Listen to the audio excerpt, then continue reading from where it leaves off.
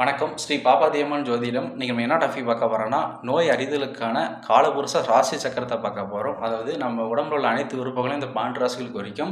அவை என்னென்னு சொல்லி பார்ப்போம். மேச ராசி வந்து தலை மற்றும் மூளை குறிக்கும். ரிஷப ராசி வந்து கழுத்து, சுரப்பிகள், தைராய்டு, கண்கள், முகத்தை குறிக்கும். மிதுன ராசி வந்து தோல், கைகள், விரல்கள், தோள்பட்டையை குறிக்கும். கடக ராசி வந்து சுவாச உறுப்பு, மார்பு, இருதயம், இரத்த வட்டத்தை குறிக்கும். சிம்ம ராசி வந்து மேல் வயிறு, இருதயம், பெருங்குடல், தொப்புளை குறிக்கும். கன்னிராசி வந்து கீழ் வயிறு, முதுகு, தண்டுவடம், சிறுகுடல், இடுப்பை குறிக்கும். துலாம் ராசி வந்து சிறுநீரத்தை குறிக்கும். விருச்ச ராசி வந்து கர்ப்பப்பை, ஆசனவாய், மலைக்குடலை குறிக்கும். தனுசு ராசி வந்து தொடை, இருதய வாழ்வு, தமனியை குறிக்கும். மகர ராசி வந்து முழங்கால், மூட்டுக்காலை குறிக்கும். கும்ப ராசி வந்து கணுக்கால், இரத்த உற்பத்தி, சுவாசத்தை குறிக்கும். மீன ராசி வந்து பாதம் மற்றும் கண்களை குறிக்கும். அதாவது இந்த 12 ராசிகளும் என்னென்ன உறுப்பை குறிக்கும் சொல்லியாச்சு. உங்கள் ஜாதகத்தை எடுத்துக்கோங்க.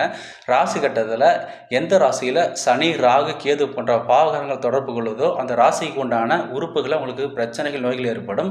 ஒருவேளை கடகத்தில் சனி, ராகு, கேது போன்ற பாவகர்கள் இருக்கும்போது அந்த ஜாதகருக்கு வந்து நுரையீரல், இருதயம் சம்பந்தப்பட்ட நோய் ஏற்படும். இந்த வீடியோ பிடிச்சிருந்தா like and share and subscribe பண்ணுங்கள்.